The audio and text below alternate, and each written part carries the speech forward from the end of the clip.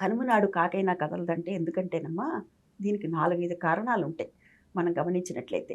ఒక కారణం గమనిస్తే మన ఇంటికి వస్తారు, అమ్మాయి అల్లుడిని ఆహ్వానిస్తాం, కొత్తగా పెళ్ళయింది, వాళ్ళు ఎప్పుడు వస్తారు?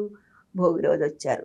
భోగి రోజు అంటే 1వ రోజు, తర్వాత పండగ రోజు 2వ రోజు అవుతుంది. కనుమనాడు వెళ్ళారనుకో ఏమవుతుంది? 3వ రోజు అవుతుంది కదా.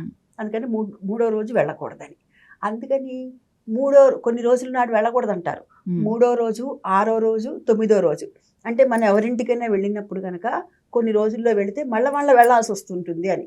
ఎప్పుడు ముఖ్యంగా 9వ రోజు అయితే అది మంచిదానికి వెళ్తే పర్వాలా, వేరే దానికి వెళ్ళవలసి వస్తుంది అంటారు. అందుకని చెప్పి కొన్ని రోజుల్లో వెళ్ళకూడదు.